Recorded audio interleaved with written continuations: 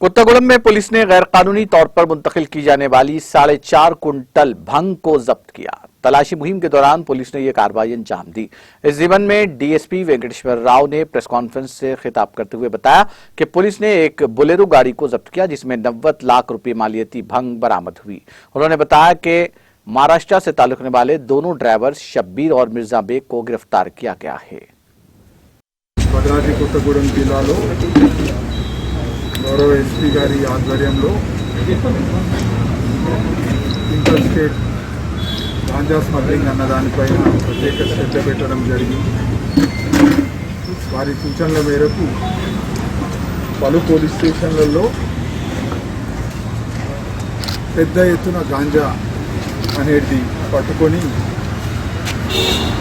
నేరస్తులపైన కేసులు నమోదు చేస్తూ వాటిని కంట్రోల్ చేయడానికి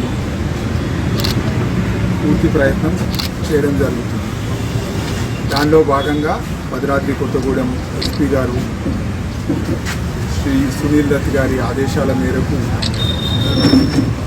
ఖచ్చితమైన సమాచారం మేరకు నిన్న అంటే 5/7/2021 రోజు సాయంత్రం 4 గంటల సమయంలో చించుపల్లి ఎస్ఐ గారైన మహేష్ సిబ్బందితో బృందావనం అనే గ్రామం వద్ద వాహనాలు తనిఖీ చేస్తుండగా PS15 UC 8255 అనే ఒక బొలెరో వెహికల్లో దాదాపు 450 కేజీల గంజాయి ప్లైవుడ్ షీట్లు తరలిస్తున్నారన్న